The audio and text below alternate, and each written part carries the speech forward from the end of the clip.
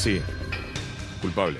Para la justicia ya no hay dudas, el llamado hombre gato es un asesino. El fallo fue unánime, contundente. Un jurado popular lo declaró culpable por el doble crimen de su madre y de su tía. Nosotros, el jurado, encontramos culpable por unanimidad al acusado Gil Pérez del delito de homicidio simple agravado por el empleo de arma de fuego conforme al requerimiento de la acusación.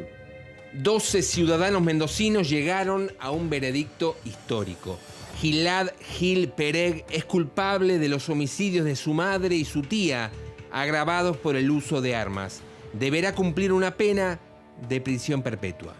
Lo que decía ayer, a mí me están intentando culpando a la fuerza. Es parte de lo que había expresado Gil Pérez, con una evidente dificultad para hablar antes de que se demuestre su culpabilidad. Aseguró que es inocente. ¿No te parece ustedes raras? Que justo el día después que me detuvieron, me encontraron algunos cuerpos y antes 2 semanas hicieron entrenamiento todos los días, 2 semanas y no encontraron nada.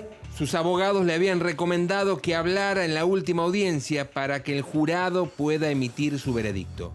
A esta altura del debate ya creo que no queda duda de que es una persona con una patología seria, de orden psicótico, pero no porque lo decimos nosotros, sino porque lo dicen los peritos.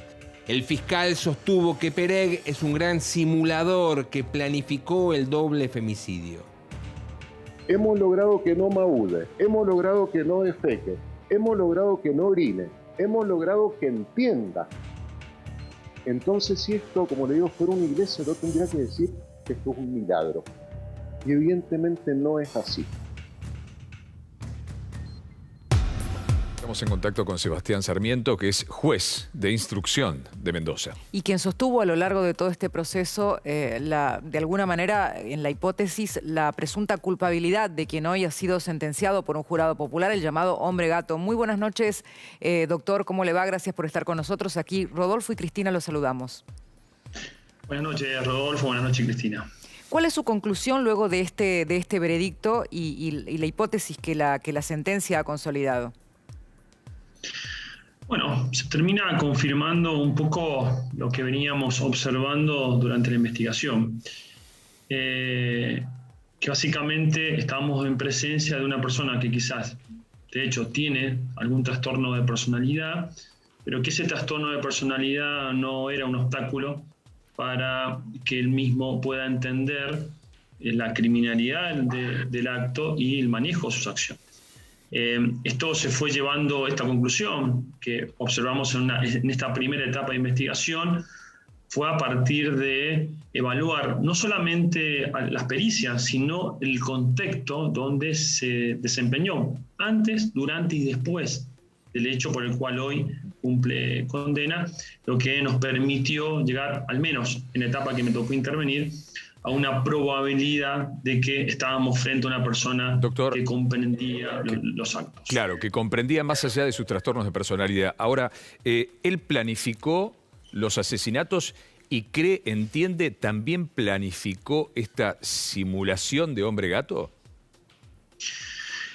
Lo que surge es que hubo diferentes acciones posterior al delito. Recuerden que es él el que hace la denuncia de la desaparición de su madre y su tía.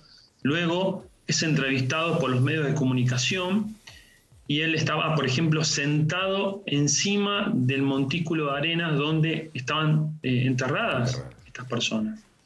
Estuvo gestionando pasajes para salir del país. Es decir, al menos los hechos posteriores o inmediatos eran claramente compatibles con tratar de borrar o eximirse de una posible responsabilidad penal.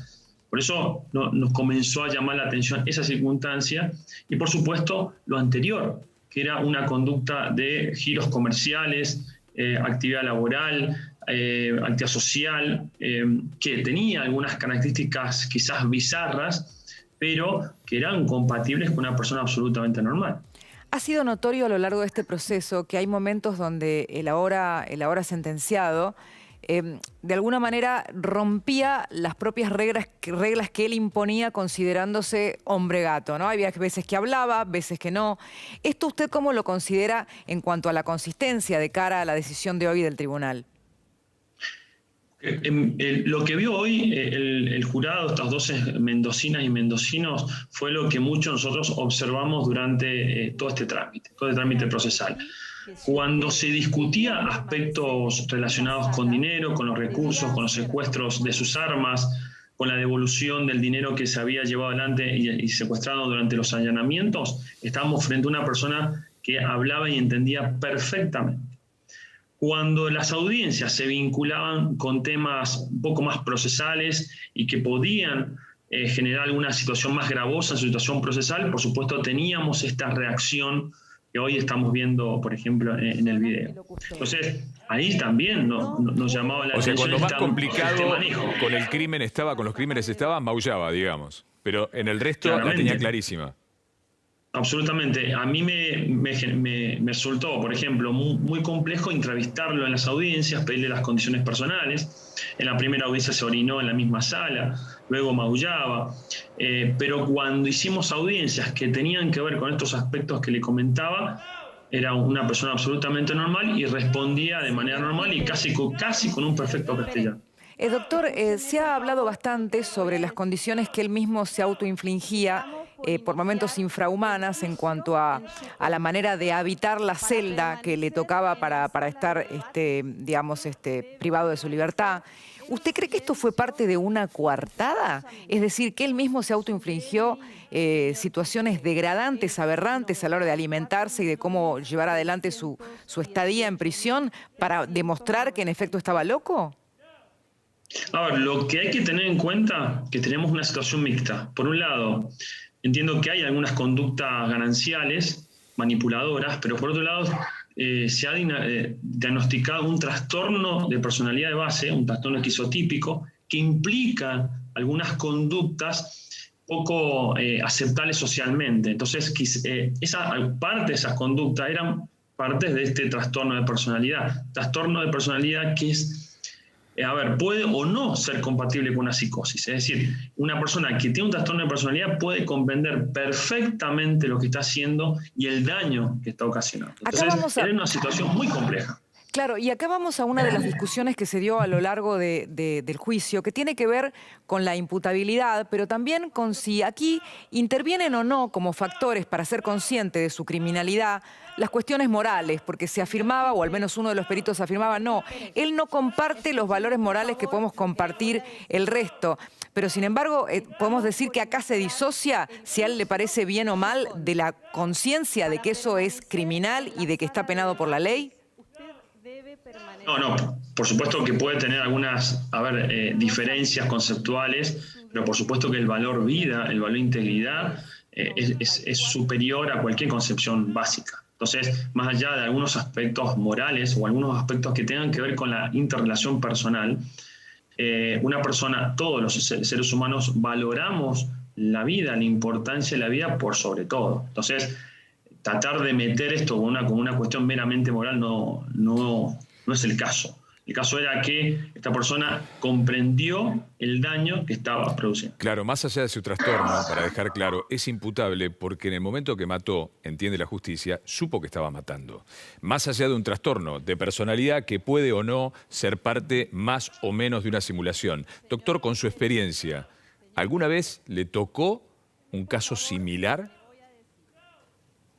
No, este caso ha sido histórico en la provincia de Mendoza. Nos ha tocado situaciones y delitos muy graves, por supuesto, investigar y llevar adelante la ejecución de la pena. Pero este caso en particular tiene todos los ribetes fuera de lo común. Desde el minuto número 1 hasta el día de hoy. El gran desafío que fue para la justicia mendocina y el sistema adaptarse a las condiciones y necesidades de este proceso, que fue traducido en 3 idiomas, con una demanda de recursos impresionante y además un desafío, puso en crisis, o por lo menos un gran desafío, al procedimiento de juicio por jurado, que hoy demostró la solvencia que tiene. Mínimamente, doctor, muy breve, de las preguntas que le hizo cuando lo entrevistó, ¿Hay algo que le quede como anécdota que lo haya impactado específicamente? Creo que esta historia que planteaba del miedo de no utilizar, por ejemplo, los inodoros, porque tenía miedo de que de cualquier agujero u orificio salieran estos seres malignos que los perseguían, por ejemplo. Entonces, por supuesto que llamaba mucho la atención eso, y defecaba en cualquier lugar. Bueno, entonces, digamos, sí, un montón de historias, digo, pero eso, por ejemplo, llamaba mucho la atención. Sebastián Sarmiento, juez de instrucción de Mendoza, muchísimas gracias por estos minutos. No, gracias. Y estos datos a Telefe Noticias. Nos vamos a quedar en Mendoza. Claro, porque acabamos de tener de alguna manera la primera impresión, ni más ni menos que del juez de instrucción, pero también estamos con quien ha seguido, uno de los periodistas, las periodistas que ha seguido paso a paso este proceso, este caso tan resonante. Sofía Gainza, periodista colega de Canal 9 Televida. Hola Sofía, Cristina y Rodolfo, te saludamos. ¿Cuál ha sido el impacto de llegar a este día, el del veredicto? Imagino que todo Mendoza ha estado pendiente, lo ha hecho todo el país, de este caso. ¿Cómo te va? Un gusto saludarlos desde aquí, desde la provincia de Mendoza. Y sí, efectivamente un caso que ha resonado no solo a nivel provincial, sino también a nivel nacional e internacional, y ha sido seguido obviamente por las familias de las víctimas y también del acusado desde Israel y desde Australia. Un caso que sin lugar a dudas marca un antes y un después por los precedentes, por la forma, por lo macabro, por el personaje en sí mismo que representa a Gilad Pereg, que hoy fue condenado a prisión perpetua. Y bueno, allí estaba escuchando lo que decía el juez mendocino Sebastián Sarmiento respecto de lo que tanto se polemizó desde el primer momento, y es si era o no imputable esta persona acusada y ahora condenada de haber matado a su madre y a su tía, haberlas asesinado, enterrado, empalado en el predio donde él mismo vivía, ¿no? Así es que un caso que sin lugar a dudas ha marcado en la historia judicial la provincia de Mendoza, y también podemos decir a nivel internacional ha captado la atención.